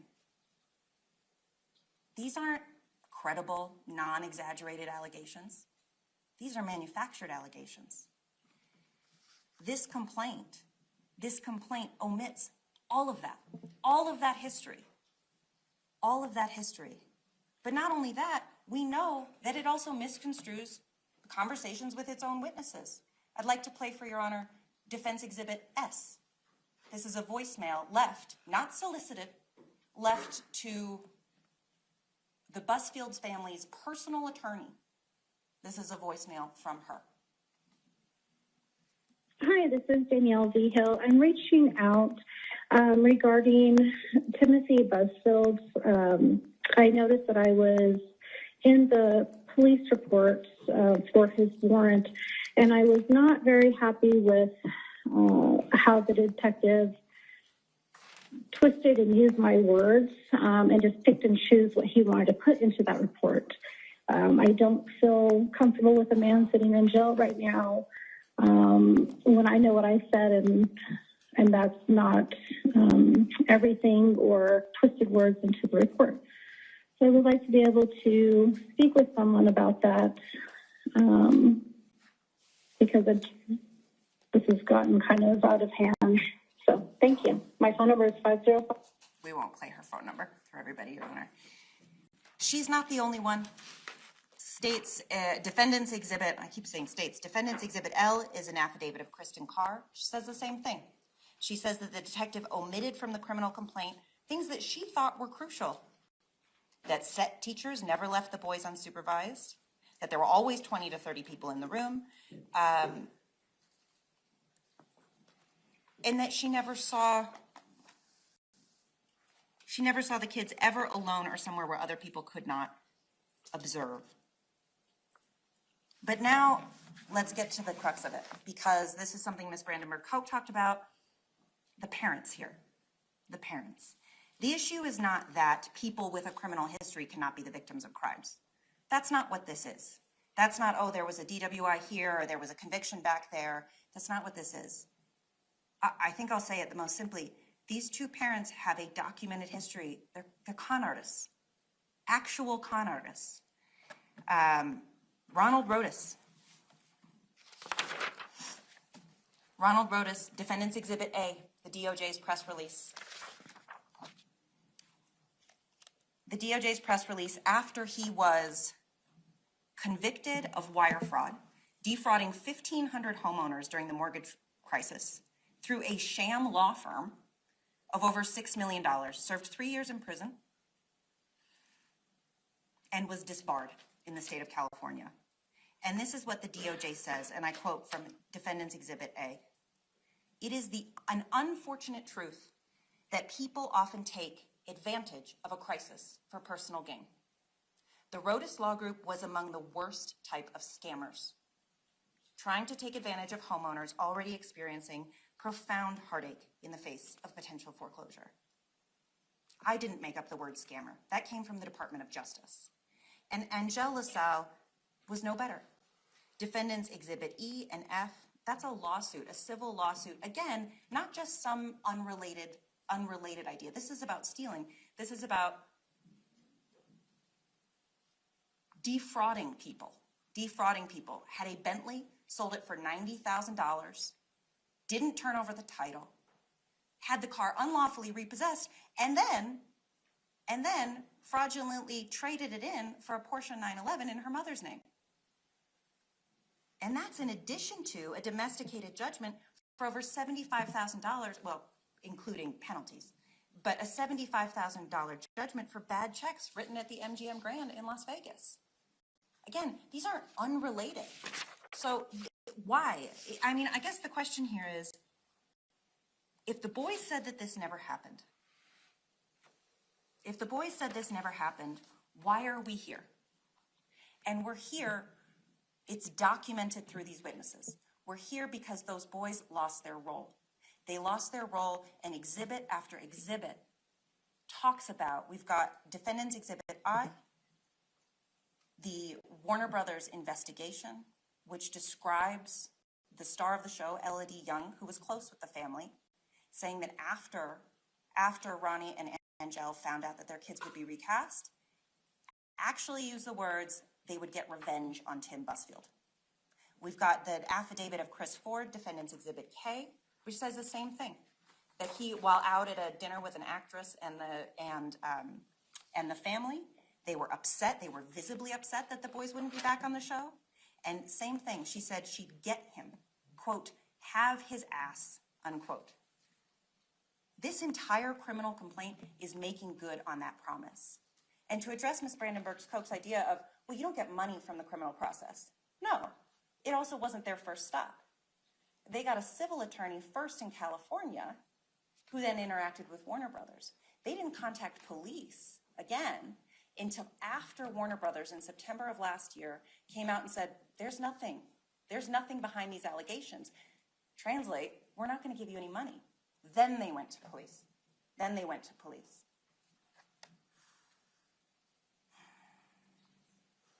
There are other ways in which the complaint mischaracterizes what happened. The idea that Mr. Busfield told these kids to call him Uncle Tim. Both the independent report, Exhibit I, no one ever heard him being called Uncle Tim, except Miss Young, who said she heard Ronald Rodas say, go hug Uncle Tim. That's consistent with what you heard here from Mr. Caudillo. Exhibit N, affidavit of Joe Lotito. Never heard anyone say Uncle Tim. Exhibit BB, this one was just submitted last night. And I quote, she also said that Mr. Busfield never asked to be called Uncle Tim. And I quote from her, I also had the opportunity to observe the twin children referenced in the case and their parents, Angel and Ronnie. I observed the twins' father, Ronnie, telling his children to hug adults on set, including Mr. Busfield. I never saw Mr. Busfield initiate one of these hugs and never heard anyone call him Uncle Tim. Contrary to the allegations in the complaint, Mr. Busfield was not, quote, touchy on set and instead appeared focused and professional, close quote. And finally, Exhibit O, Copper Perry, head of the hair department, same thing. Never saw anything creepy or touchy. The allegations continue to fall apart. And this is under the idea that we've already discussed a little bit, this idea that they are impossible. It's not just Exhibit I. It's not just the independent investigation, which, as Ms. Brandenburg-Koch characterized as minimal. I don't know why she's using that term, considering they interviewed, I believe, 9 to 12 witnesses over a several-week period and came out with a comprehensive report. I don't see how that's minimal. But in addition to that, Exhibit K, Chris Ford, that someone always had, quote, eyes on Tim Busfield because he was the director. Also said he didn't have his own trailer. This idea that he was causing trouble in his trailer, he doesn't have a trailer as the director. Exhibit L, Kristen Carr. The kids were never alone, always 20 to 30 people around. Exhibit N, Joe Lotito. Kids were never left by the set teacher. He says, and I quote, it is inconceivable to me that the alleged conduct could have occurred on set because of the number of crew that are always around and working. Close quote. Exhibit O, Copper Perry. The boys are always accompanied by a set teacher, never alone. And this is in addition to their parents. There's set teacher, there's also their parents around. The photographs that are referenced in the complaint, which are, I'll tell Your Honor, Mr. Busfield is standing behind the boys, has his arms a little bit around them, and you can see that he's kind of tickling their shoulders. I do the same thing with my kids to get them to smile in a photo. And who else is in the photo? Their mother. This isn't the idea that they discovered these photos later. They took the photos. They were in the photos. And then finally, something we haven't heard from the state at all, it's Defendant's Exhibit P. These are other parents, Erica and Adan Ortega, parents of a child actor who had no concerns, but also said there's always supervision and that they can always observe from monitors, that basically they're never alone. And finally, Exhibit Q, the same thing. This is the parent of the child that replaced SL and VL. The kids were never alone. She said it was a great place to work. The only issue was that they were getting abuse online from family members of the LaSalle and Rodases. And then same thing, Exhibit R, Deborah Toner, her affidavit, quote, I never observed unaccompanied minors. All minors on set were always accompanied by an appropriate supervising adult. And then, Your Honor, we've got the polygraph. It does matter. It does bear on this proceeding exactly. Because again, if the allegations never happened, we can't detain him. You can't detain him if we say, okay, this probably never happened. There's probably not even probable cause for it, but we do have some unfounded, some as yet unsubstantiated allegations dating back 1991, 1994, again, all with post-pubescent or adult women. No bearing on this case. That's not how the law works. We can't say, well, it doesn't matter if he says he didn't do this. Yes, it does. It absolutely does. The bottom line, Your Honor, is that the overwhelming evidence is that this didn't happen, is that this was manufactured, and there is a credible story here, and it's a very sad story, and there are victims, and they are still these two boys, but they weren't victimized by Tim Busfield. They were victimized by their own parents, who no longer could make money as a lawyer, disbarred, no longer could write bad checks, taking 85% of the money they made on a TV show and then manufactured into victims as revenge. That is what the evidence shows. And I realize I'm running out of time. You are. So I'm going to push you. You've got 3 minutes left. Are there any of the Your Honor. other F6 factors you'd like to address? One thing I didn't do, Your Honor, was address the history, the alleged history. And I did a little bit. I do encourage Your Honor to look at Defendant's Exhibit Y. I'm sorry, it says Plaintiff's Y. That was me. Okay. Mr. Dodd would never make that mistake. That's me. That's the affidavit by Matthew Moore, where he talks about that, this was another parent pushing forward on their kid's career. I'm going to go fast. You've seen the public safety assessment. You've seen the ABLE assessment. That is absolutely relevant. It's absolutely relevant because it says he's no risk. So I ask Your Honor, what the state offers is narrative. What Rule 5409 demands is reliable evidence and evidence that points decisively toward release. That's what the evidence points toward right now. The LaSalle Rodas family has already gotten its revenge. Mr. Busfield has been canceled. His career is over.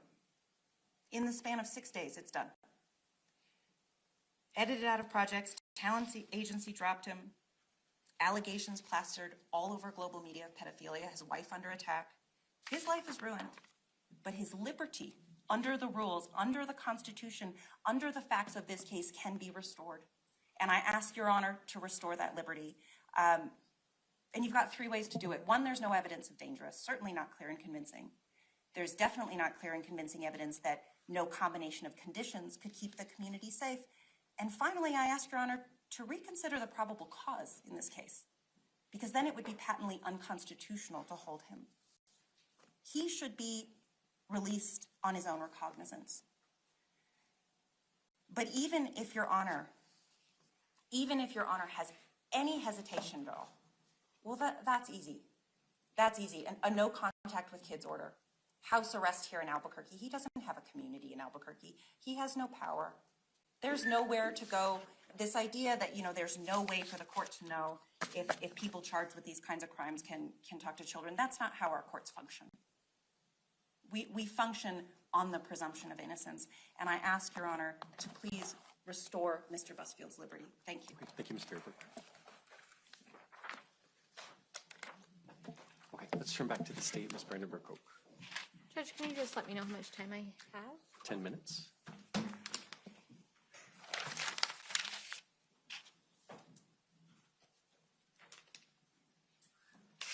Judge, again, I want to make this very clear of what we are here on today. We are here to see if the court agrees that the defendant is dangerous, and if there are conditions the court can set, which the state's argument is there are none. Defendant's exhibits and argument here don't talk about what this case is about. They're trying to fluff, use the parents' history, and that's why these victims, essentially they're saying, are liars and are going to, and they're being coached, even though. Sorry, that was my timer for Ms. Fairburn. At least it wasn't me. You did find it. You did. Thank you, Judge. Sorry about that. It's okay. It's okay. There was medical concerns about sexual abuse prior in November of 2024 made by the doctor after seeing the kids in this case.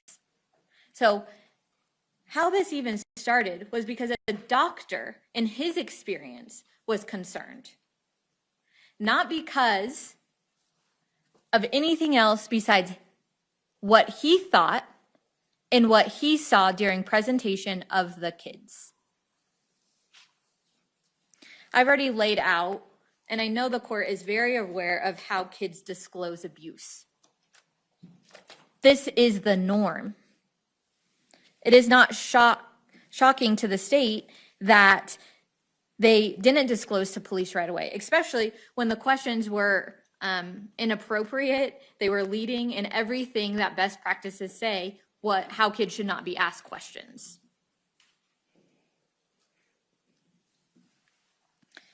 For defense to get up here and say that their disclosures of sex abuse aren't credible because of the parents, even though they have continued to show signs and and continued to disclose the abuse, all very similarly, is what is here in front of the court. Again, this isn't a mini trial, and yes, the court can judge credibility and the weight of the evidence. However, this is one factor. Of course, that's an easy defense to say these parents are liars and they're coaching their kids, and this could never happen. Even though there was concerns back in November of 2024, there was concerns again at therapy when the boys disclosed, there was concerns again with another medical professional, there was more concerns at Safe House. So this isn't a one-time disclosure where parents are telling them what to say. And I know the court is aware about coaching and how difficult it is to coach a child at that age and to continue and remain consistent. Kids are at this age, very black and white. To then say, oh yes, I'm gonna lie and exactly how my parents told me to say it, even though they were able to give details of how he touched them. They corroborate the defendant's statement that, yeah, he did tickle them all over, which I think is important because defenses, all of their exhibits contradict what the defendant also already admitted to, that this conduct could never happen and nobody saw anything. The witness himself said, I was with him 100% of the time, but never saw this tickling or touching, even though the defendant himself said he did it on set and getting them ready to act. So that is not reliable when the defendant's own testimony, own statement to police is that he did in fact touch them. And if defense wants to say that the civil suit is the standard here, the defendant also has a civil suit, a sexual assault civil suit. It shows a pattern. It shows a history of his characteristics. The defendant is famous, wealthy, influential, as you can see by all of the exhibits provided, which all these character witnesses, these 87 letters he was able to get in 7 days. The victims, the way that these cases are brought forward is by what victims say, not what their parents are telling the police. And we have to, if there's other credible evidence that their disclosures are credible, we move forward. I don't get to discriminate because they have a history, and neither should this court. The victims are little boys. They didn't have power. They didn't have money. They don't have influence to get all of this support to show how they're not lying. Why? It's not only the defendant's reputation. Defense has leaked all of these exhibits and has gone after the parents to show this narrative that it's all the parents making this up. The boys at 11 years old can't even comprehend how to get revenge and what this would do, and why put themselves in a position to be criticized, to be called liars, to continue to go through trauma. They were diagnosed, and very much so, therapists know about coaching, and if the therapist had a concern about coaching, would have put it in her note and would have disclosed that to the detective as well. There was no indication that she was concerned about coaching.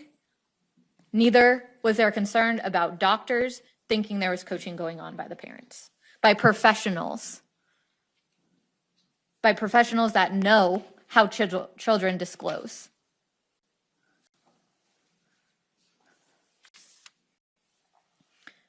Abusers, especially people that go after people that don't have a lot of authority, children, people that, are employees or work on a set, they take advantage of this very dynamic. No one's going to believe them because they have this history. They're kids. They delay disclosed. Most importantly, defense has not shown or argued at all that there are conditions of release. House arrest is not a condition that can secure the community. You have 87 letters in front of you, with most of them saying, I would trust him, he would do this, I would trust my kids with him. So you can't tell those people they can't come over with their kids. And we know that they're not going to come forward and say, oh yeah, I did let my kids around them. House arrest is not a proper remedy when we're talking about conditions of release here. There is enough. Probable cause has been found twice in this case already. The boys have continued to disclose, have cooperated, despite them being dragged through the mud in this case. And this is only the beginning, as the court knows. This process is not easy for a victim, let alone for young children.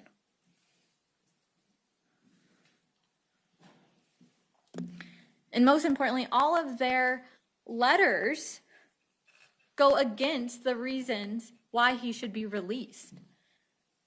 That support shows you his power, his influence, that will continue and allow for this behavior. And most importantly, under State versus Begay, is the court has to decide, despite other factors and the risk, is the court willing to take the risk that this could impact the community again? And there is nothing besides the state showing the history of the defendant that weighs for why he should continue to be held. They have proffered no information that he'll comply. In fact, what he has shown is that he will comply when he wants to, when he's ready, what benefits him. And I'm asking the court to hold the defendant because those risks are real, and his history shows this court that those risks are real. There are no conditions that this court can set to make sure anybody in the community, anybody in New Mexico, anywhere, that this danger wouldn't happen. The court can't make pretrial do any of those for the concerns in this case. And I'm asking that the case hold the defendant to new trial. Thank you. Thank you, Ms. Brandenburg-Koch.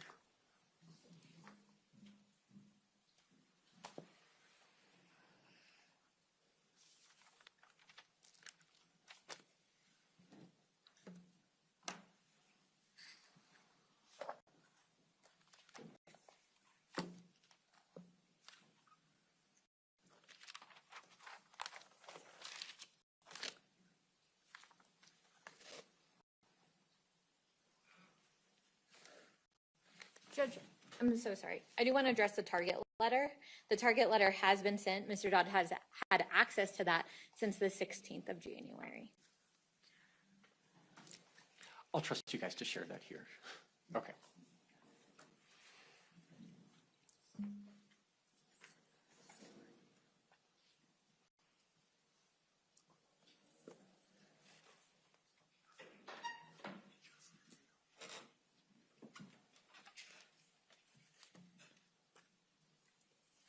Okay. The court will find and rule as follows. The question is whether or not the state has proven by clear and convincing evidence that there are no release conditions that would reasonably protect the safety of any other person or the community.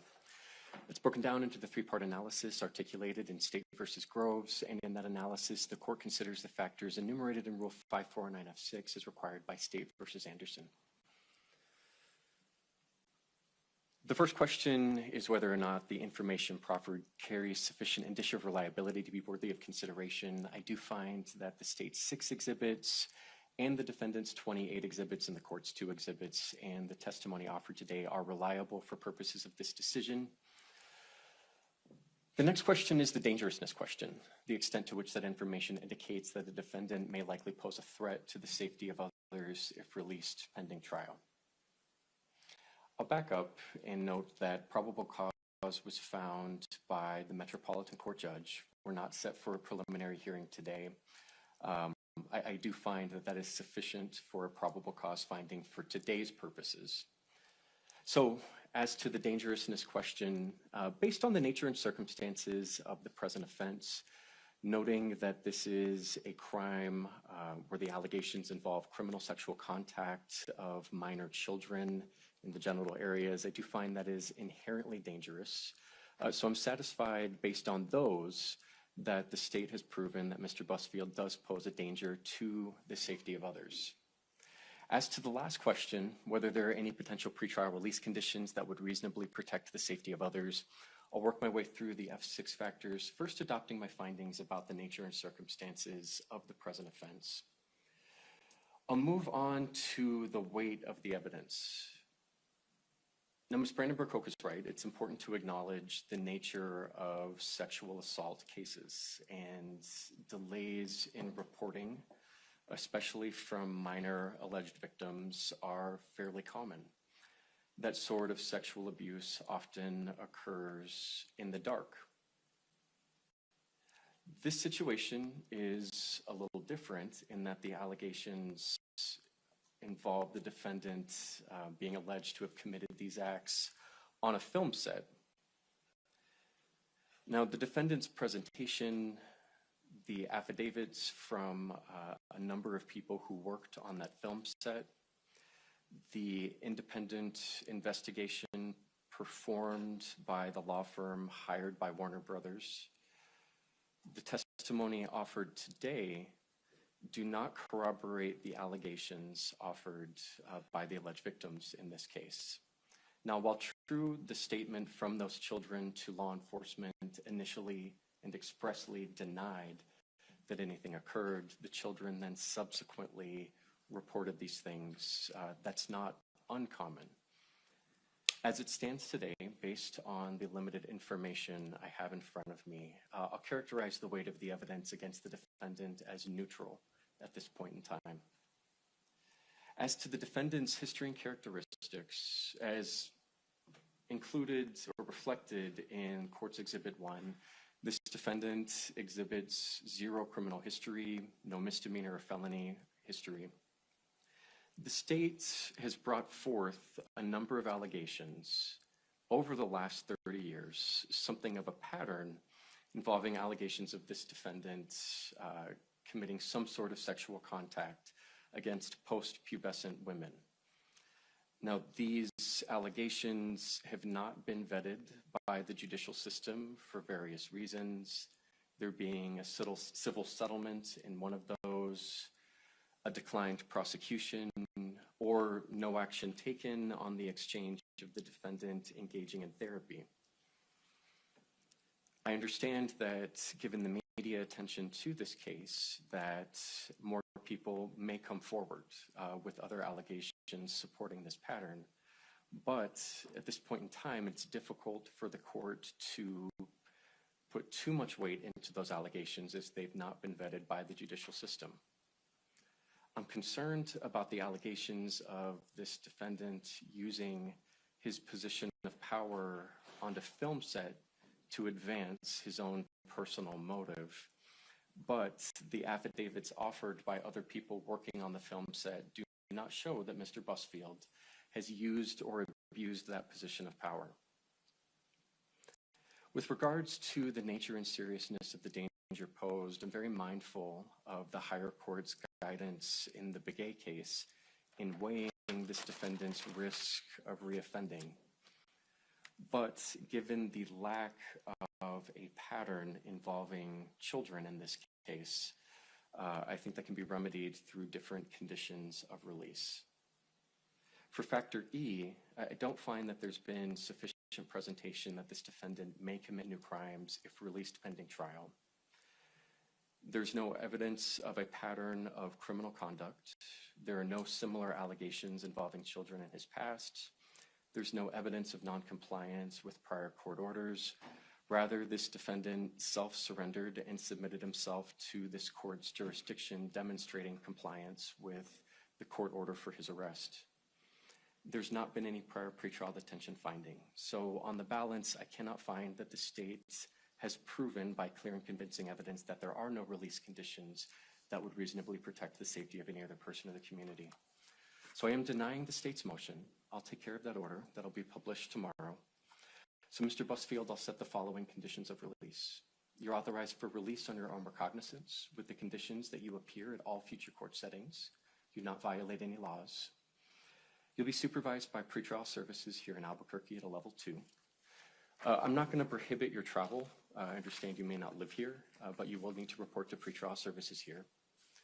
You're not to possess any firearms or dangerous weapons. You're not to possess or consume any alcohol or illegal drugs. You must notify the court of your address. You're not to have any contact with the alleged victims or their families, and you're also not to discuss the case with any witnesses. That's what the attorneys and their investigators are there to do, and we can't have you tampering with any of that. And then you need to maintain weekly contact with your attorney in this case. So, Mr. Busfield, do you have any questions for me about what any of those conditions mean? No, sir. Okay. So, attorneys, I'll take care of that order tomorrow. Is there anything else the state would request, Ms. 𝗟𝗃𝗃𝗃? Good. I would ask for no contact with children under the age of 18. Oh, yeah, sorry. No unsupervised contact with any minor children in this case. Mr. Dodd, any other conditions you'd request? No, Your Honor, I would ask just if the court can get that filed through your TCAA today so that I can. Oh, the conditions of release? Yeah. Yes. I've already, yeah. Oh, perfect. That'll be filed today. Thank you. I'll take care of the full detention order tomorrow. And so with that, anything else, state Not at this time, Your Honor. and defense? No, Your Honor, thank you very much. Okay, thank you all. We'll be adjourned. Thank you. All rise.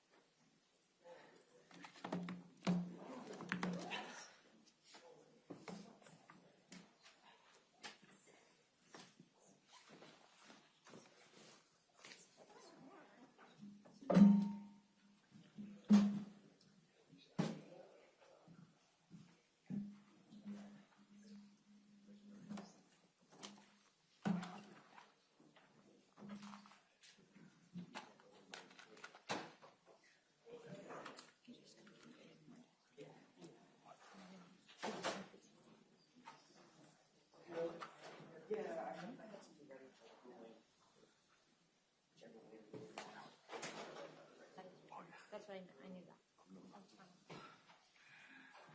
Really requires. Pretrial detention is not a credibility trial. It's not a civil damages dispute, nor is it the studio's internal investigation, which is at best minimal and insufficient. It's whether the defendant is dangerous and if the court can impose conditions to secure the safety of the community. Thank you. And that's what the state will be focusing on. As I go through the state's exhibits, I will address some of the defendant's exhibits as well. I know the court gave the state an hour, so I would like to reserve some time for rebuttal as well. So the state's first exhibit is just the printout of Odyssey of the defendant's history here in New Mexico, which the state shows that there is none besides the underlying charges here. State's Exhibit 2 is the register of actions from the underlying case that we're here on, and just an event of showing when the criminal complaint was filed and the arrest warrant and when that warrant was served, along with the criminal complaint, which I will mostly focus on today. So I want to give some context, as there's a lot of defense exhibits along with the arrest warrant that is pretty lengthy. The named victims in this case, they started working on this show, The Cleaning Lady, in 2021. They filmed the pilot. They were asked later to come back for seasons 1 through 3, and that lasted until spring of 24. SL did the primary acting for seasons 1 and 2, although VL acted as well, and VL did the primary acting in season 3. Before season 4, there was a lot of back and forth with the children if they were going to continue to be casted in their role. After the 3 seasons, the boys were asked to audition